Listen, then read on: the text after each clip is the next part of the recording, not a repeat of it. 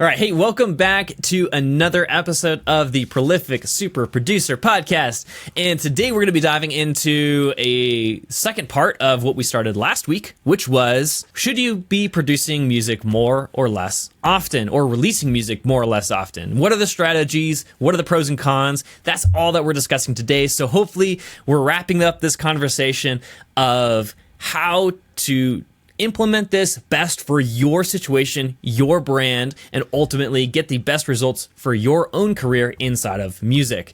So today we're going to be covering why you should be producing music less frequently, pros and cons of that. Last week we talked about more frequently, so if you missed that part of the conversation, go back, listen to that episode before continuing on to this one. I highly recommend it because it'll flow into this one. We're going to be referring back to concepts we talked about before, so make sure that you're going back, listening to last week's episode before this one. I think it'll make a lot more sense for you. Why would we intentionally release less music in order to further our music career down the road? Because, right, the more songs we have out there, the more songs people have to stream.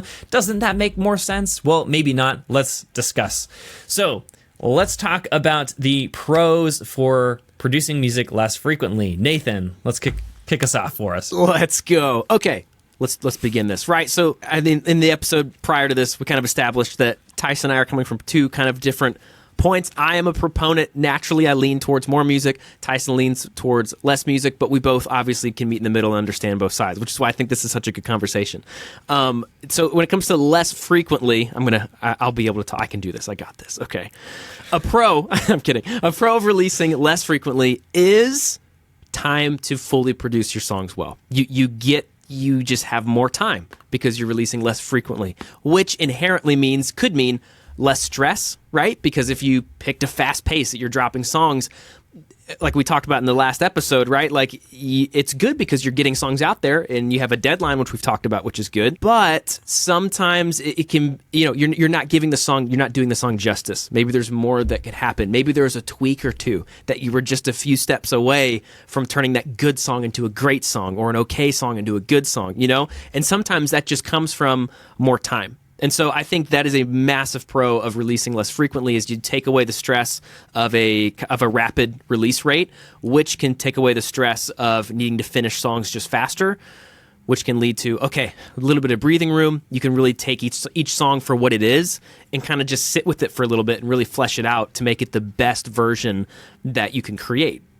So I love that. And even though I'm a proponent of more, there's seasons in my life where it's been less intentionally. And I love this because, man, sometimes songs, right? Sometimes they seem to write themselves. And sometimes there's songs that you need to go like searching for. Like you kind of are pushing and grinding and you're trying to discover what the song needs to be. And so for those songs, sometimes you just need more time. And so I love that. What do you think about that, Tyson? I mean, I know that like from your side of things, like you were talking about with your EP, like what was that experience like just having time, and I know even though you said, okay, maybe I could have done a little faster, but there's still, you had a lot of time to sit with it. So I'm sure those songs ended up being very, like where you wanted them to be versus releasing them and kind of like, oh, I could have done this. Oh, I could have done that, Yeah, I mean, there's always going to be those things. That's like after I know, like right now, like, and I've pretty much finished producing all of the whole EP, and I already know I'm like, oh yeah, I would have done this different, or I would have like rewritten these sections of the song. So there's always going to be those things. Even if you spend a lot of time with your song, there's always going to be different things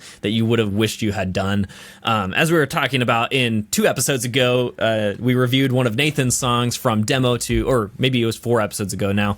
Not sure. We reviewed one of Nathan's songs, and we were talking about how it's like, oh yeah, like this vocal thing would have been really cool at the end of the chorus, right? Yeah, there's always those things you're like, oh man, I wish I could have done that. And so just recognize your song's never going to be done. So don't use this less frequent approach to just iterate forever on these songs, because songs are never actually done until they're released.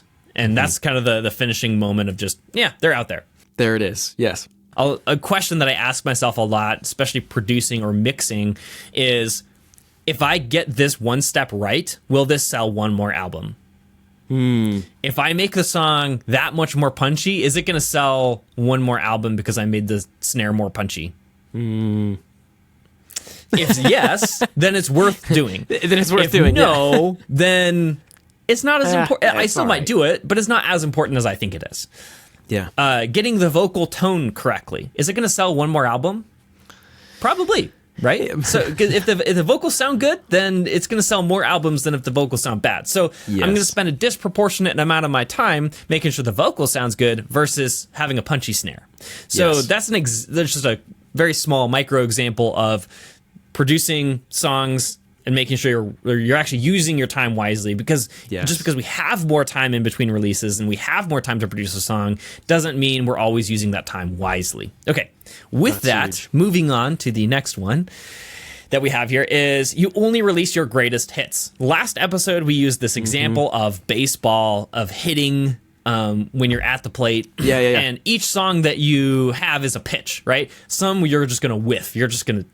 The song's going to pass you by and it was terrible, and you can just let that one go. Right. Sometimes you're actually going to make contact with the ball, but it only goes like 20 feet, right? It lands at the pitcher's mound. He just picks it up and, throws it to first base and you're out, right? Yeah. So there's those songs that are like, they kind of got forward, but they're really not very good. But really not, yeah. And the release, ends very quickly because you're like, oh, well, this didn't have the reaction that I thought it might with people. And then there's those songs that you just make such good contact that it just knocks it way out of the park. Like those are your hits, right? Those are the songs that you're really looking for every single time you sit down to write. And those, if we essentially write enough songs in the back end without releasing them to then write those hit songs, we can produce more of those hit songs comparatively to everything else. And so our discography that we put out there is already naturally curated. So no matter, my goal in my own music is that no matter what song somebody clicks on, they are going to be blown away and they're going to love that song. And then they're going to listen to the next song and it's going to be the same exact experience. They're like, oh my goodness, like this guy knows what he's doing, right? Like that's my goal. And to be frank, I did not pull that off with this EP. Just from my own, trying to be objective, I know that these songs aren't that way. However, the next songs I produce are going to be that way. That's my intention moving forward. And so part of the reason why I am a fan of this other camp over here of producing songs less frequently is because I've been on the other side and I've recognized all the detriments to that system. And so I'm trying to move myself over to this less frequently to ensure that I'm producing stuff that I'm proud of and ultimately want to share. Because another thing is, if I'm not proud of my song, I'm not going to push it as hard. If I'm really proud of my song, I'm going to push it way harder because I am actually going to have faith in the product I'm trying to put in front of people. Yeah, so that's that makes a lot of sense. Yeah, probably the biggest reason why I am a fan of this camp is because if I'm not proud of a song, I know I'm not going to promote it. If I'm proud of a song, then there's a good chance I'm going to. Yeah, not 100%, but a good chance. But a good chance. Well, it's huge because I think that's people can also feel that if you are promoting a song that you're proud of and you stand behind, that comes across in any content that you create, any one that you share it with or whatever, as opposed to kind of not being too proud of what you put out, knowing you that you sort of slapped it together at the end just to meet your deadline and push it out. It's I just think people the audience, people can feel that conviction that you have either way towards your song, and it's oh, I really think about this, or I just kind of put that one out. So I think that's a really good point too in terms of just marketing it, because you could make a song, but what matters is to get people to hear it, and to get people to hear it, it would help if you're confident about it, so that when you promote it, it's that energy is there too. So I really like that. That's a good point. Yeah, and then the last, kind of on the marketing, promotion side of things, I wanted to mention also, if you release music less frequently, you actually have more time to create content to market your song. So part of the pro of releasing more frequently is that you have more songs to promote. You constantly have new material that you can push out there and say oh, hey, I got something new this week, right? So that is a massive benefit. But on the other side, you may not have time to actually produce all of that content to promote those songs that you're pushing out because you're so busy producing songs that you don't have as much time to actually create content to promote those songs. So on this end of the spectrum, if you're releasing less frequently, you have a lot more time to be able to, put some reels together that are, better or just more. You can get a lot of, stories around the songs that you're writing. You can, take more time to make a music video for every single song if you want to. There's a lot more time that you have to make this marketing content. Yes. Assuming you're not wasting time on the production side, which we already covered. Yeah. And so this is one of my more like favorable approaches, because if you have more content, like that song is naturally going to go way further. And in today's economy, like music world, you need to have more content with promoting each song, because that's really going to ultimately be the make or break for most releases, is how much content and what quality that content is at. Anything to add there? No, I love that. And I think the cool thing about that too is then that's going to, kind of like another point we have here, is it's going to raise your overall quality level of your entire catalog. So when we were talking about a big pro of more frequently is, okay, you're building your catalog quicker, and we kind of covered how that's a strategy that artists will use is I'm going after the catalog. I'm thinking about long term, right? And you have popular songs that drive streams to the less popular ones, kind of like a self-cleansing system, so to speak. We've talked about that, but quickly a con about that is if the bulk of your catalog isn't quite good because it's just your practice on display while you were just on the come up, the overall quality level of your catalog is going to be a lot lower. You know what I mean? And that can have negative impacts on perception, like we talked about. Whereas less frequently, you have more time, like we've talking about, and more time to sit with your songs and produce them well and really think things through and even test them maybe. Like, you just know what you're putting out, you're going to be proud of, number one, for sure, right? Even if it's not, like we said, it can always be finished, but I'm pumped about this song, right? That in itself, with the quality of songs, if someone comes to your songs, even if it's not as big a catalog as maybe someone who's producing more frequently or releasing more frequently, I still think that overall level has a much higher potential to be higher overall, because even though it's less that's there, what's there is quality. What's there is really good. What's there has been thought through, And so I think that there's something to be said about that. And there's something to be said about the perception that the listener has, because it's almost like, in a way, how we covered in the last episode, like someone like Beyonce can just drop an album out of nowhere and everyone flips out, and it's been 5 years or whatever. Like, she can do that. In a way, it's like people hear one of your songs that's really good. They go to your catalog, and if you're releasing less frequently, there's not as much for them to go through.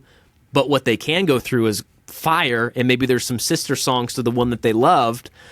And now they can be kind of in a position of maybe they'll hit follow because they would like to hear what you have. They're like, oh, this is it. Like, I want more. Where's season 2 of my Netflix show? Where's season 3? And they're just kind of like waiting. They could be on the wait to like binge your next release, binge your next project. So that could be a benefit too. Of like, you're really building people who are, I don't know, who are kind of waiting for your next thing. Whereas someone who's releasing very frequently, it's kind of like, oh, that's the norm. Oh yeah, it's the next song. It's the second Friday of the month. Oh, yeah, it's another. You know what I mean? So it's like a little bit, the perception can be a little different there. Kind of my thoughts there.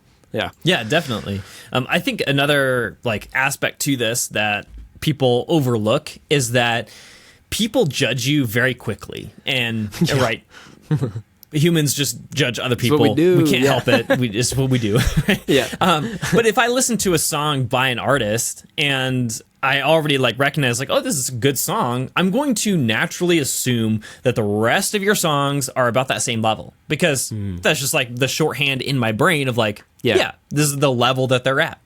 So if you intentionally produce only your best, greatest hits, then that discography is going to be curated in a way that if I listen to any one of those songs, I'm going to assume the rest of the discography is at that same level, and I would be hopefully correct, right? Because I'm spending enough time to make sure everything's great. On the other hand, if I have a more frequent approach and I'm not spending as much time with each songs, I have a higher likelihood of some of those songs not being as good. And if I have a higher likelihood of having songs that aren't as good, then I might run into a song that's not as good at first, and then I'm going to assume that the rest of the discography is about the same. So if I have a couple songs that aren't as good, then all of a sudden it's going to, bring down those those songs that were actually really good and bring up maybe some of those songs that were like really terrible. But ultimately it's probably going to bring your overall average down versus releasing less frequently, only greatest hits. It's going to bring your average up. And so the perceived value of you as an artist in people's minds is heightened by having less music at a higher quality. So that's really what I'm after. So if I'm going to spend a couple $100 to see somebody live, right? Like expensive ticket, right? Yeah. I am going to spend more money to spend that evening being entertained by somebody who I have a higher perceived value for. Why are people spending thousands of dollars to go see Taylor Swift? Yeah. It's because the perceived value of Taylor Swift is very high in their minds. Yes. Versus, I'm not going to spend the same amount of money on a local band that has produced 3 albums this year that are all kind of are albums. Yep. The next point that we have here, moving on, we got 2 more pros before we move on to the cons of this, is that we're only spending money on the best hits. So let's compare 2 different artists. One artist produces 100 songs and produces all of those songs and releases them. So they have 100 songs in their discography. Yeah. The next artist writes 100 songs still, but they only produce 10% of those songs, and then they release 10 songs. So the average, right, obviously, of the second artist is going to be higher in perceived quality because they only have 10 songs versus the first artist. But the one issue that I have with writing and releasing so much music is that you're going to be spending 10 times more to produce those songs. If, say, on average, I spend $500 producing a song, that first person spent $50,000 producing 100 songs. 50,000, 50 grand. Okay. Yeah. What's the likelihood of I'm going to make that back? When I'm first starting, probably pretty low. It depends on how good I am, right? It always comes back to the skill. Yes. If I'm Adele, then the likelihood's pretty high that I'm going to make my money back, even if they're not as good as her normal, curated stuff, right? I'm still probably going to make that money back. But if I'm, still an independent artist, probably very little. I'm not going to make that money back. Or potentially, just hear me out, it might actually ruin her brand so that people would then value her music less, and then she'd actually lose money and lose listeners on her old stuff, because then the perceived value of her goes down in their mind. Yeah. It impacts her entire brand, her entire catalog, not just the songs that she put out that weren't as good. And even I'm a total proponent of you can produce a song for little. You can find ways to spend less, but it still adds up. Even if, from 500 to 200 or whatever, if you're able to get it even down, even over 50% over the course of 100 songs, times that number by 100, it's going to be more than the person who did that on 10. It still adds up, even if you can cut costs. I would even argue you're going to pay that either way. You're going to pay that if it comes to time spent or money spent. It doesn't matter, because if I produce 100 songs, I have to mix 100 songs. That's good practice for sure. But at the same time, you're having to spend that time, potentially, as we talked about last episode, you're outside your zone of genius mixing songs. If that's not your zone of genius, then you would be in the songwriting phase. And so the more time you spend in your zone of genius, the higher that lever gets, or the more leverage you get on your music career, moving those big boulders forward, rather than just chucking little tiny rocks across the field. We already kind of talked about this, but just a quick note is that the last pro for producing songs less frequently is you have more energy and you can push releases further along than you possibly could by releasing more frequently. So again, we kind of already talked about with the marketing things, you have more time to produce better marketing content for each song. And that kind of goes into you have just more energy, more headspace to be able to promote those songs if you're producing or promoting them less frequently. All right, so if you're listening to this podcast, then you're probably already producing and mixing your own music. And if you're unable to get that professional sheen or quality or vibe for your songs, then I want to let you in on a little secret. Most mixers are trying to compensate their lack of professional mixes by getting more plugins, by using more advanced tips or tricks or techniques in their mixes, or relying on buying more professional gear in order to compensate for their lack of quality mixes. But in reality, most mixers' core problem is actually mixing subjectively, or approaching mixing from just a creative mindset entirely. Obviously, mixing is still a somewhat of a creative skill. It's actually far more objective than most people realize. Because if we think about it, everyone agrees on what a professional mix actually is. If that weren't the case, then it would be an entirely subjective field. But in reality, mixing is actually incredibly objective because everyone agrees on what a pro song sounds like. And so mixing objectively can actually help you avoid being your own worst enemy inside of your mixes and ultimately allow you to just check all of the boxes that a professional mix should check, and then your mix will sound objectively professional. And so if you're mixing your own music and you're motivated to actually learn the objective skill of mixing, and if you want to ensure that your music sounds pro, then I would love to help you out by teaching you the 5 objective standards that everybody is judging your mix by, and how you can use objective mixing to solve those 5 problems inside of your mix, and then also how to do all of that in under 3 hours per song without pro gear, premium plugins, or utilizing templates or presets. So if this is something that piques your interest, then go to theobjectivemix.com to order my brand new book, The Objective Mix. This will teach you how to mix objectively professional mixes every single time you sit down to mix. This provides you with my entire mixing workflow, along with all of the breakthrough lessons that I've learned in the last 16 years of mixing music. So if that is interesting to you at all, then again, go to theobjectivemix.com or click the link right below this video. Can't wait to see you on the inside. So with that, let's get back to the podcast. Nathan, do you want to kick us off again on the cons, why we should not be producing songs less frequently? Let's go. Okay, so I will kick this off, and I'm going to start with probably what I'm, from my point of view, what I believe to be the biggest detriment here of if you're going to choose to release less frequently. I think you can risk overproducing, and you can risk being too perfect with your music, right? Like cue perfectionism, right? Like I think that there's a chance that you can sit with your songs too long, and we've talked about, this thing called demo-itis. Like it can happen with your songs where you get too close, you've been listening to it every day because maybe there wasn't as aggressive as a deadline. You can keep tweaking and you can start to tweak too much. And this has happened to me before where it's like I have time to sit with the song and it's like I overproduce it, and in the overproducing I stripped away what made the song awesome, like it didn't sound the same.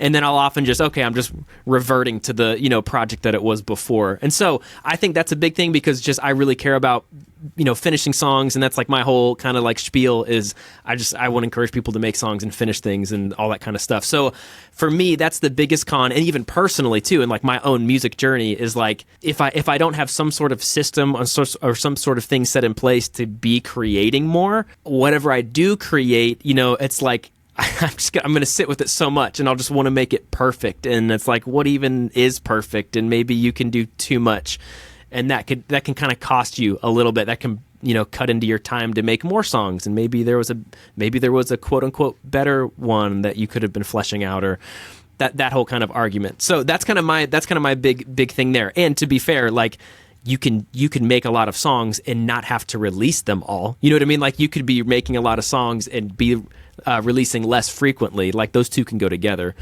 But overall, I think that's the big con for me to start off with is, you could just risk sitting with the song too long, overthinking it, so you're not moving as quickly, and maybe you're sitting with something a little too long, and so long that it kind of backfires on you a little bit. So that's where I would want to start, Tyson. I don't know if you've experienced stuff like that before, but I would agree with that, and I would second that point because it is really a huge risk of taking too much time to produce a song. And I mentioned that at the very beginning when we were talking about the pros, like don't overproduce your song and make sure that any changes you're making are meaningful, not just like, filling my ego with like, oh, I can make this snare sound better.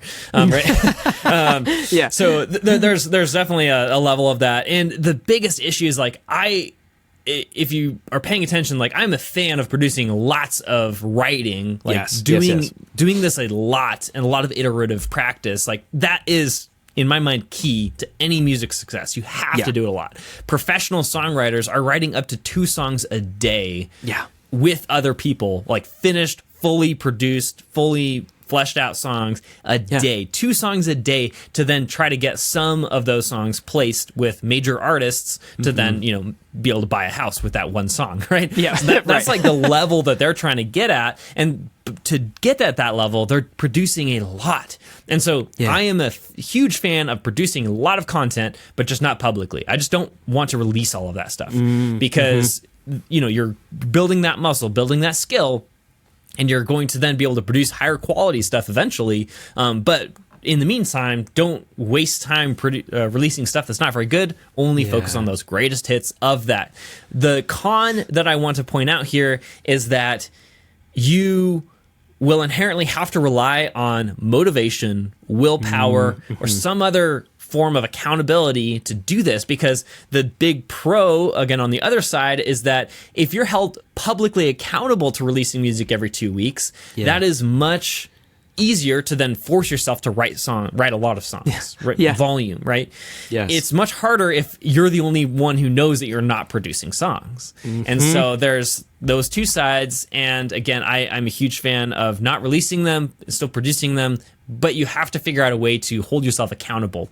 Another helpful tool, when I first started creating YouTube videos, I knew that I was not going to be consistent because I knew that my videos were going to be terrible when I first started. Very similar to songs, right? I knew that when I first writing songs, those weren't going to be very good either. But I wasn't as mature in my ways of dealing with these things back when I started writing songs, which I wish I had done this method. Okay, ready for the method? This is a super ninja hack for you. This is called stick.com, STIKK.com. And this is a tool that you can use to set up somebody as your accountability coach, and they will hold you accountable to doing whatever you said you were going to do. So for example, if I say I'm going to produce one song a week, I'm going to write one song a week. I'm not necessarily going to release it. I'm just going to write it. Yeah. And so I have to then write the song and provide proof to my coach that I actually did this. If I did not do it a certain week or did not provide proof that I did something in any given week, then my coach will then tell stick.com, no, Tyson did not write his song this week. And what that will do is it'll charge my credit card an X number of dollars. You decide how much money, and then it will donate it to a charity of your choice. The implication behind this is that humans are much more scared of loss than we are motivated by gain, right? So by losing money every time I don't do something, I'm going to be very motivated to do it, even if it's a small amount. So I think I had chosen it was like $10 or $15 for every YouTube video I didn't produce. And so whenever I missed a week, my coach would go on there and he would look on my YouTube channel, say, oh, Tyson didn't release a YouTube video this week. And then he would charge my credit card $15. And the bonus tip here, if you want to get this or really potent, let's say that you are a hardcore Democrat, okay? That's your political leaning. And you can actually set up what they refer to as anti-charities. So it's donating money to a thing that you don't believe support. in. So it could be donating it to the Republican Party, even though you're a hardcore Democrat, or vice versa, or whatever charity that you don't agree with. You can donate to the National Rifle Association if you're anti-gun. There's there's ways to really ramp up the ante of making sure that this is as effective as possible. So anyway, all that said, if you need some accountability, I think it's a great tool. I had great success with it when I was using it to get my muscle built of producing YouTube videos consistently to make sure that I actually did it. That is a great tool to look into. If that's you and you know yourself well enough that you know you're not going to do something privately, but you will if it's public, but you don't want to have to resort to releasing everything you do. That's another way to go about it that is incredibly powerful to make sure that you're actually sticking with your goals. Again, stick.com, STIKK.com is where you can find that tool. Okay. Dude, with that, that's a long tangent of a ninja hack, but I think that's a super valuable tip if you know that's you. Nathan, what's our next con that we have? Yeah, so I think this is probably a good one. If you're releasing less frequently, you might be holding on to some material that your audience might love. You might, because the whole quality is subjective. And I don't know if you relate to this, Tyson. It's like any song that I have thought is or any song that's my personal favorite that I'm most proud of is the one not getting the most streams or didn't get the sync placement. It's it's this one over here that I just I made it, spent time on it, and did the best I could, but I just wasn't as pumped about it as, oh no, this one is great.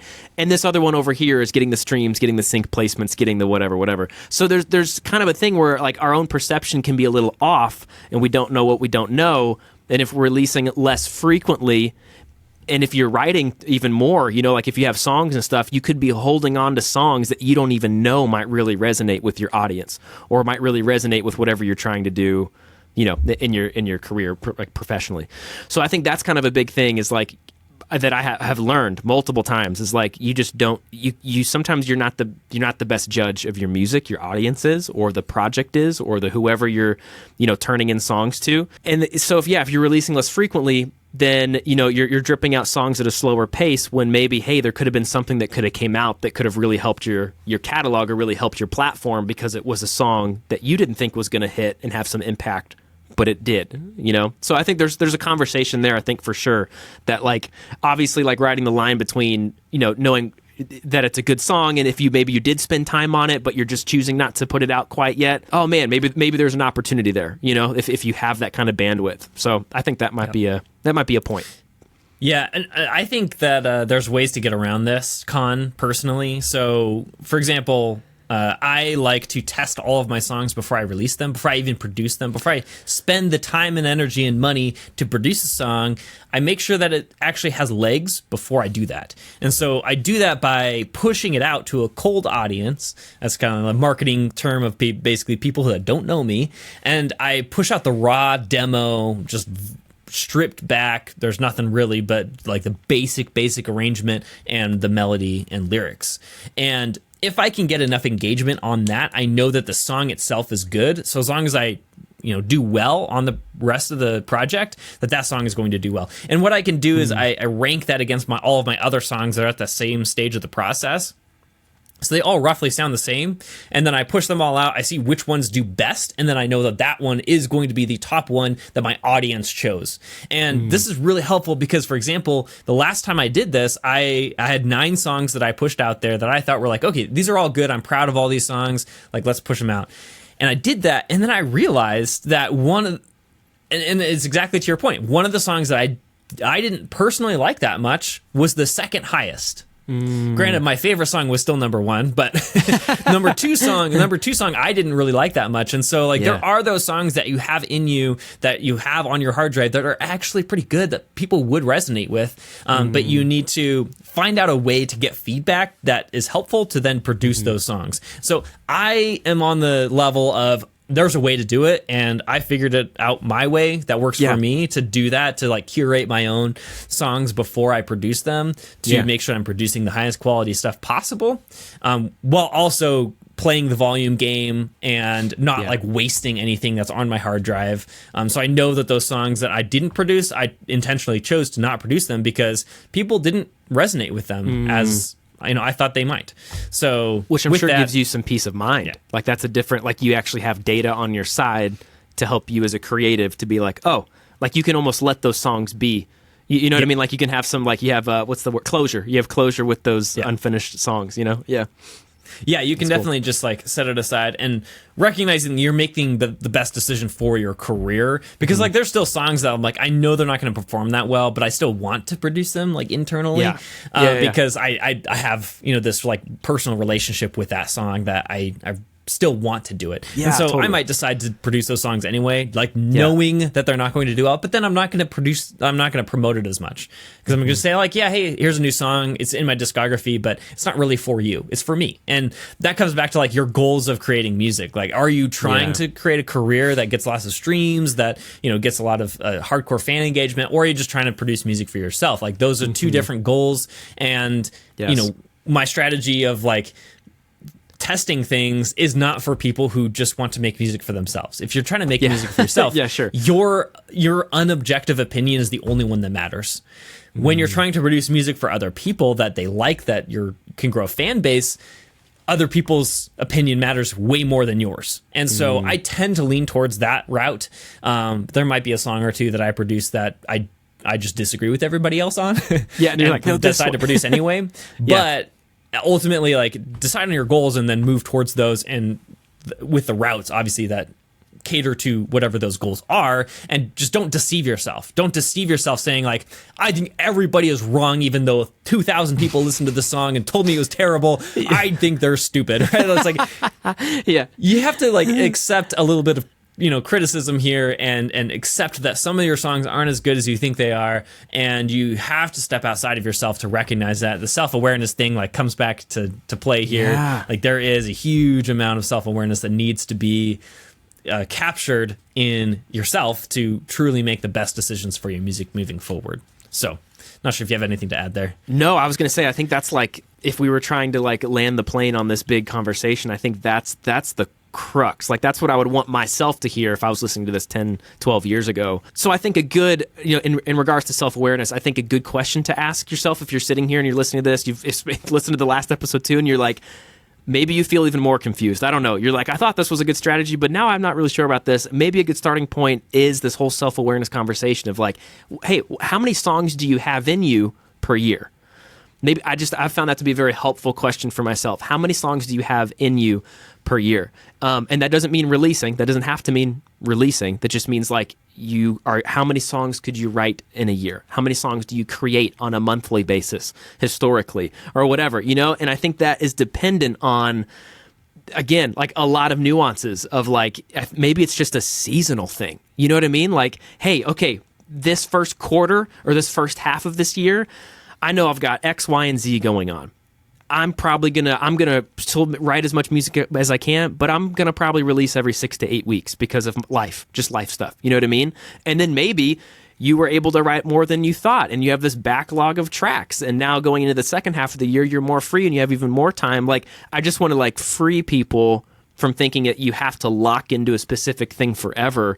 Like, what if it's just a seasonal basis of like, right now, this strategy makes a lot of sense for me and where I'm at. And then right now, this strategy makes a lot of sense for me where I'm at. Like, I've absolutely done both, like for different reasons. So I think if you can think about how many songs do you have in you per year is probably a good starting point, because then you can kind of start to play with math a little bit.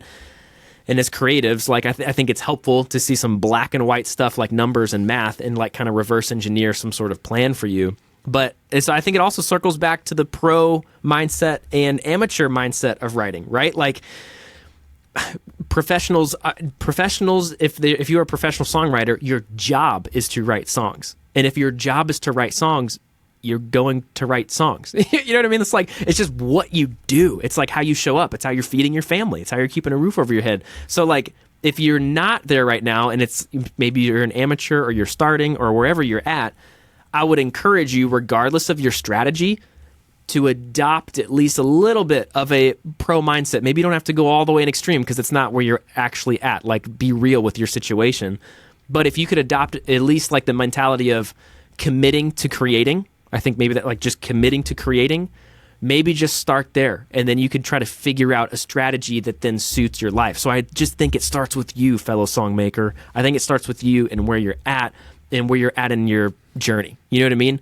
I will pass it over to you, Tyson, before I just keep talking. But I really think that's a big piece of this puzzle that not a lot of people talk about. They'll just give you a strategy. Oh, if you want to blow up, release a song every week. Oh, if you want to get on the Spotify algorithms, release every month or every 6 weeks. It's like people just give blanket advice that I don't know is always contextual to where we are, Yeah, exactly. And I would agree with that 100%. And because I've made that same mistake when I was first like trying to be an artist and come up with music and all of this stuff. I would set really aggressive deadlines for myself, and then I would always just blow way past them because I wasn't like mature enough to recognize like what's possible for me in my life situation. And then I would just, say, okay, I'm going to write an album this week. Yeah. It's like, all right. Like, younger Tyson, like, calm down there, buddy. I feel you, man. I just you need to take a step back and recognize what's reasonable and realistic for you. And the thing is, like, every time I would blow past my deadline, inevitably I would feel terrible about myself, and I would be like really down on myself and say like, oh, like, why can't I just get my crap together? It's like, yeah, it's. You have to have like a little bit of like self-awareness, self-love, if you want to call it that. Yeah. And just be like, okay, like what's reasonable in my life situation? Like, Nathan, for example, like he's got a 5-month-old right now, and he's married and has like family commitments that, he may not be able to write 3 songs a day anymore like he used to when he was in high school. So there's just like a time commitment here that you need to recognize. And also, again, if your goal is to produce consistently a lot of music, make sure that's sustainable in the long term, because maybe you can release a song every 2 weeks for the next 2 months, but then you run out of creative juice and you're just burnt out, and then you don't release music for the next 2 years. Like, that didn't really do you any good. It would have been better to space out those releases so that you had, relatively consistent stuff coming out, even if it's a little further apart than it was. And again, it also comes back to your goals with music. Like, are you trying to make it in music, or are you just trying to be a hobbyist? Because if you're just trying to be a hobbyist, release it whenever you want. Like, nobody cares. Yeah, no, that's right. If you just want to play it in your car, Yeah, and so then, maybe you do want to release, like, just produce a whole bunch of music and release it right away because you just want it out there, and, like, that's totally fine if that's your goal. But again, speaking to the majority of you who I think that you want to pursue music professionally well and do it well, then make sure it's realistic, make sure you're consistent, and then also make sure that you can actually deliver on those goals you have, and don't just shoot yourself in the foot like Tyson did when he was 20 years old. Yeah. And just be aware of the quality of your music and the skills that you have right now, and like kind of just let that whole holistic conversation inform the strategy that you're going to pursue. That's what I would say. So like for me, just to like give a real world example, so like in 2024, my goal, I'm going to go for volume. I'm going to go for a song every other week, and I'm going to be pushing that cadence. But I am not a beginner. I am not just starting.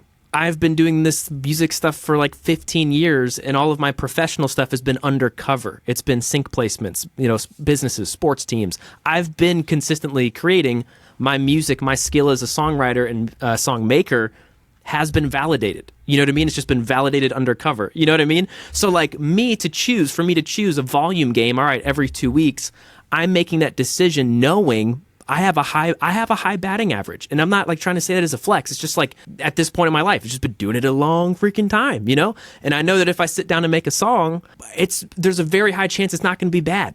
I know it's at least going to be good. I know it's at least going to be palatable for most people. So that's why I have the data. Like I'm trying to encourage you, is I have the data on my side to inform the decision that I'm making going forward, which is, okay, this is a sustainable thing. I'm able to create much more than just a song, every 2 weeks. So I have the volume that I can choose the songs that I'm going to do, It's like, that's like what I'm doing personally. Is that what I would recommend you do? I don't know. That's why we've been having this whole conversation, Probably not. If you are starting, if you are beginning, I think a strategy that kind of like where Tyson would lean is it's probably better for you when it comes to marketing and promoting your music, but I would still argue over here, but commit to creating. If you're release less frequently, I think that's really best for if you're starting out and stuff, but commit to creating. I will always stand by that. Like and I know Tyson is too. Like we're saying, commit to the volume, create as much as you can, but that doesn't mean you have to release as much as you can necessarily for where you're at. So anything you wanted to add in it on that, Tyson? I'd love to know what's your plan for 2024 too, or if you've had one, or if you've done your year-end stuff music. Yet.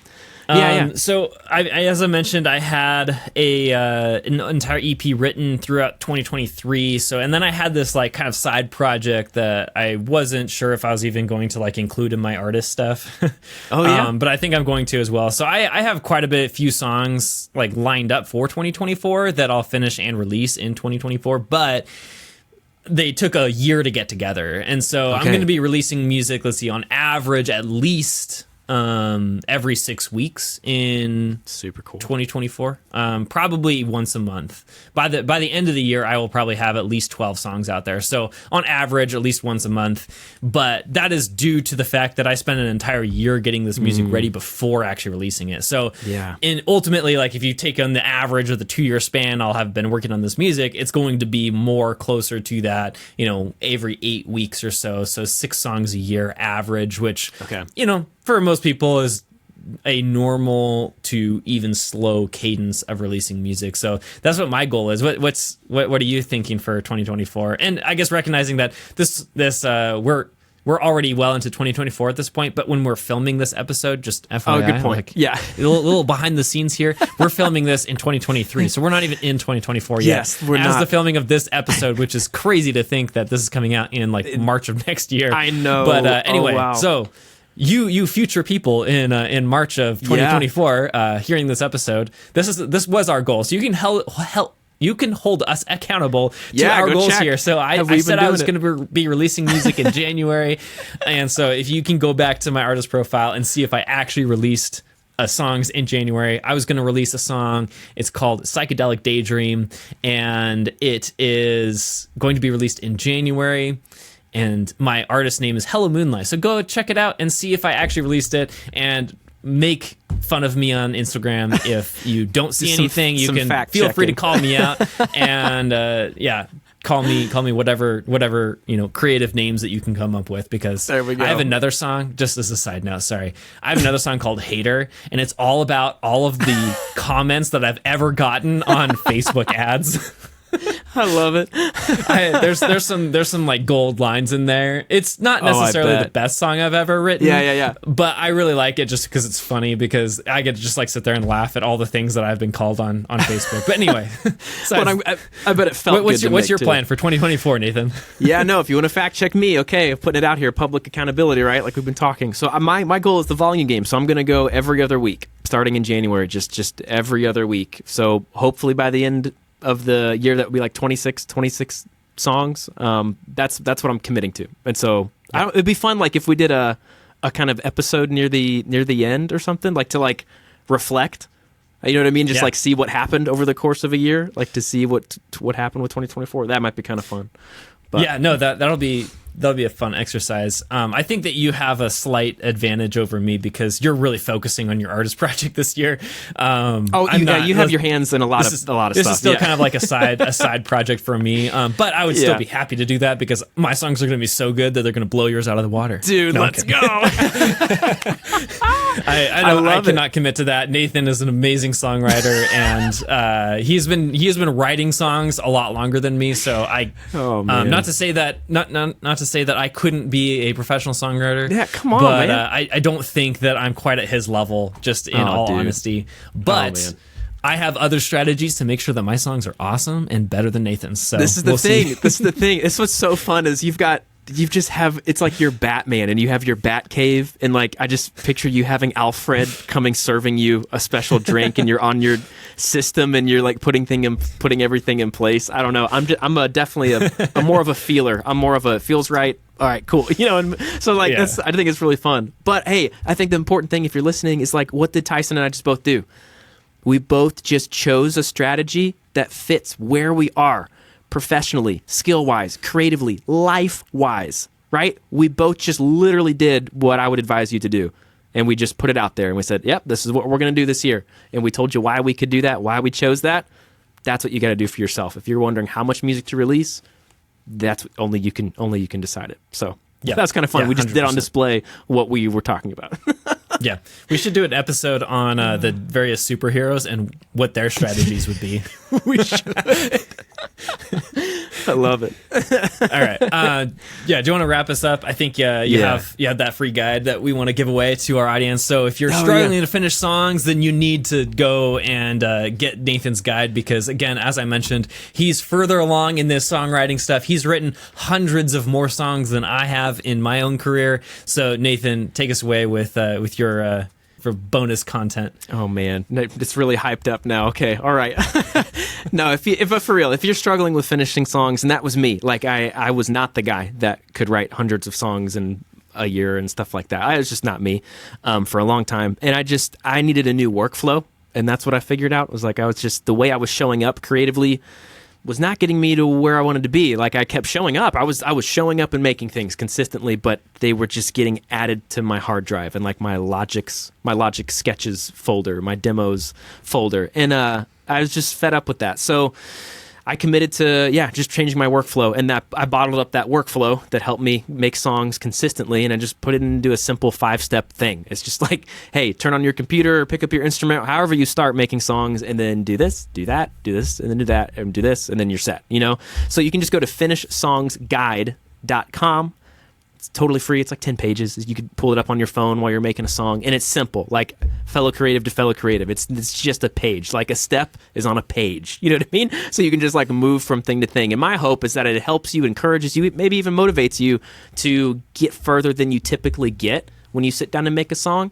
And if you slowly just get further than you did the last time you made a song, eventually what you're doing is you're developing new habits and new like wiring inside of you as a creative to identify no longer as sketch master, but as song finisher. And that would be incredible. Wouldn't that be? If you were able to do that in 2024, rest of this year, you were able to just make more songs than you ever have. I hope that for you. And I know you could do it. So that guide is waiting for you at finishsongsguide.com. And with that said, if you just want to show us a little extra love, we'd appreciate it if you could leave a review. Just telling us what you think of this episode, of anything you've heard so far, any pushback. Oh man, I would love that. Any pushback you have about any of these kind of ideas or anything you've tried before, or if there's anything we could further clarify. We'd love to do that too, because we know this whole music world thing it's just crazy. It's like the Matrix, and you need people to help you figure it out. And we don't have everything together, but we've been around a good bit, and so if we can help you, we sure would. So with that being said, hope you have an awesome day. Get to creating, commit to yourself. Your music matters. Get it out there, pick a strategy, and just go. Pick a strategy and just go. We'll talk to you soon.